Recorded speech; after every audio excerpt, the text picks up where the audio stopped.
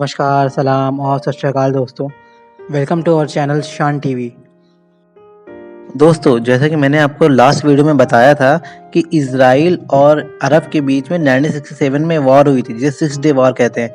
उसमें इज़राइल ने फ़िलिस्तीन से गाज़ा पट्टी को, जॉर्डन से वेस्ट बैंक को और सीरिया से गोलन हाइट को कैप्चर किया और साथ में इजिप्ट से सिनाई का भी कुछ एरिया कैप्चर कर लिया गया। 1967 की अरब की हार होने के बाद लोकल फ़िलिस्तीन ने सोचा कि अब अपना देश बनाने के लिए हम अरबों के ऊपर निर्भर नहीं रहेंगे। तो उन्होंने अपनी खुद की एक पॉलिटिकल पार्टी बनाई जिसका नाम था पीएलओ, पैलेस्टाइन लिबरेशन ऑर्गेनाइजेशन, और उनके लीडर यासिर अराफात को बनाया। इसके बाद भी अरब और इजराइल में संघर्ष चलता रहा। 1973 में एक बार फिर इजिप्ट ने इजराइल पर हमला किया। इसे यानकीपुरम वॉर भी कहते हैं। लेकिन फिर वो हार गया क्योंकि इजराइल को बड़े बड़े देशों का साथ था और अच्छे अच्छे हथियार थे जो कि इजिप्ट के पास नहीं थे। उसके बाद इजिप्ट के नए लीडर अनवर अब्दुल सादत बने। उन्होंने सोचा कि उनके देश की भलाई इसमें है कि वो इजराइल से लड़ाई खत्म करें। 1978 में अमेरिका की मदद से एग्रीमेंट साइन हुआ जिसे कैंप डेविड एकॉर्ड भी कहते हैं। इस एग्रीमेंट में उन्होंने एक दूसरे की ज़मीन पे जो कब्जा किया था उसको छोड़ने का ऐलान किया और दूसरा, एक दूसरे पे हमला नहीं करेंगे। लेकिन इस एग्रीमेंट में फ़िलिस्तीन की कोई भी बात नहीं कही गई थी, जिसकी वजह से अराफात बहुत नाराज़ थे। कैंप डेविड एकॉर्ड होने के बाद भी इजराइल ने मनमानी बंद नहीं की और वो फ़िलिस्तीनियों पे जुल्म करता रहा, क्योंकि उसका मंशा था कि वो पूरे फ़िलिस्तीन को हड़पना चाहता था। तो इसकी वजह से वो फ़िलिस्तीन जो वहाँ पे रह रहे थे उनको उसने हटाना स्टार्ट कर दिया और वो फ़िलिस्तीनी भाग करके लेबनान चले गए। लेबनान के बॉर्डर से वो इजराइल का विरोध करते थे।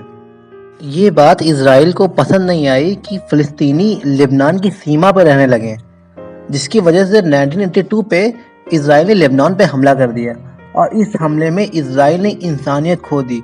उसने बच्चों को, औरतों को हॉस्पिटल में हमला किया और लेबनान के 20,000 मासूमों को शहीद कर डाला।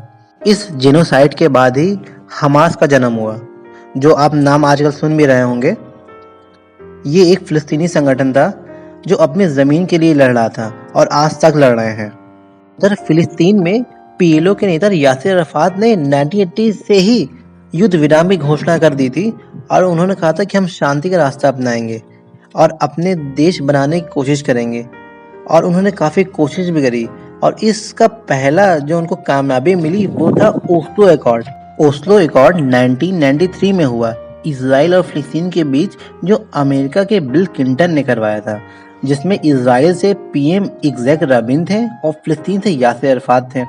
इस राबिन को इसकी बहुत बड़ी कीमत चुकानी पड़ी क्योंकि कट्टरपंथी यहूदी नहीं चाहते थे कि ये शांति समझौता हो और फ़िलिस्तीन बने। इस वजह से ये एग्रीमेंट साइन होने के 1 साल के अंदर ही इजरायली पीएम इग्जैक राबिन को मार दिया गया। इग्जैक राबिन को मारने के बाद जो नई गवर्नमेंट बनी उसने ओस्लो एकॉर्ड को नहीं माना। फ़िलिस्तीनियों ने सोचा कि हम अपने देश से ही अगर इजराइल द्वारा कब्जाए ज़मीन को देते हैं तो अगर वो भी इम्प्लीमेंट इजराइल नहीं करता तो ये फ़िलिस्तीनियों के साथ गलत होगा। 1993 से 2000 तक बहुत कोशिश हुई और एग्रीमेंट हुए जिससे कि 2 स्टेट बन जाए, जिसमें फ़िलिस्तीन और इजराइल बिना लड़ाई के रहे। ओस्लो एकॉर्ड के फेल होने के बाद लोकल फ़िलिस्तीनियों ने कहा कि हम प्रोटेस्ट करें और इजराइल पर प्रेशर डालेंगे कि हमारे ऊपर जुल्म ना करे और हमारी ज़मीन खाली कर दे। इस पर इजराइल ने उन प्रोटेस्ट करने वालों पे गोलियां चलाई और उन मासूमों पर टैंक तक का इस्तेमाल कर डाला। लेकिन फ़िलिस्तीनी सिर्फ पत्थर से हमला कर सके क्योंकि ना उनके पास हथियार थे और ना ही किसी का सपोर्ट था। इसमें बहुत सारे यंग फ़िलिस्तीनियों को इजराइल ने मार डाला।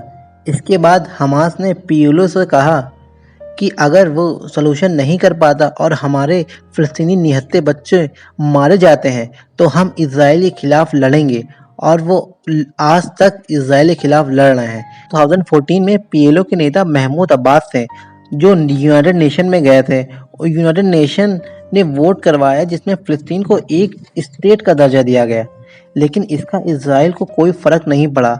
हम आपको दिखाते हैं कैसे कैसे निहत्तों को मारकर और कितना इजराइल ने फ़िलिस्तीन का कब्जा कर लिया है।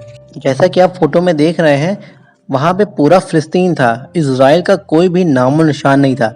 लेकिन 1947 में कितना इज़राइल हो गया उन्होंने, और 1967 में उन्होंने कितना कब्ज़ा कर लिया, और 2020 में उन्होंने पूरा का पूरा कब्ज़ा कर लिया। अब जो आपको हरा-हरा दिख रहा है किनारे पे, वो गाज़ा पट्टी है, और जो ऊपर दिख रहा है वो वेस्ट बैंक का इलाका है।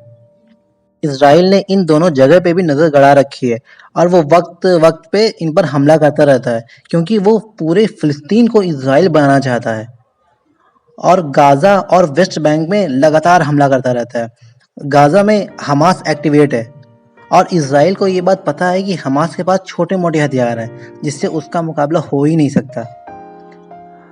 और इज़राइल वक्त-वक्त पे उनको, हमास वालों को प्रोवोक करता रहता है, फ़िलिस्तीनियों को मार देता है, फिर हमास हमला करता है, और उसके हमले से उसका कुछ ज़्यादा बिगड़ता नहीं है, क्योंकि उसने आयरन डोम और बहुत से डिफेंस सिस्टम लगा रखे हैं। लेकिन इज़राइल दुनिया वालों को से चिल्लाता है कि हमास ने मारा, हमास ने मारा। उसके बाद वो अपनी एयरफोर्स का गलत इस्तेमाल करता है और निहत्थे लोगों पे बम बरसाता है, मिसाइल दागता है, और दुनिया खामोश देखती रहती है। अमेरिका हो, यूरोपियन यूनियन हो, जो ह्यूमन राइट की बहुत लंबादार बनते हैं, वो फ़िलिस्तीन में ह्यूमन राइट में पूरी दुनिया में जहाँ-जहाँ भी मुसलमानों पे ज़ुल्म होता है, वहाँ पे इनको ह्यूमन राइट नज़र नहीं आता, और जहाँ मुसलमान अपने डिफेंस में दूसरे को पे हमला करे तो इनको ह्यूमन राइट नज़र आता है। ये इनकी डुअल सोच है, जिसकी वजह से पूरी दुनिया में युद्ध छिड़ा हुआ है। दोस्तों, आपको हमारा ये वीडियो कैसा लगा हमें कमेंट करके ज़रूर बताएं, और हमारे चैनल को लाइक करना और सब्सक्राइब करना ना भूलें। Thank you.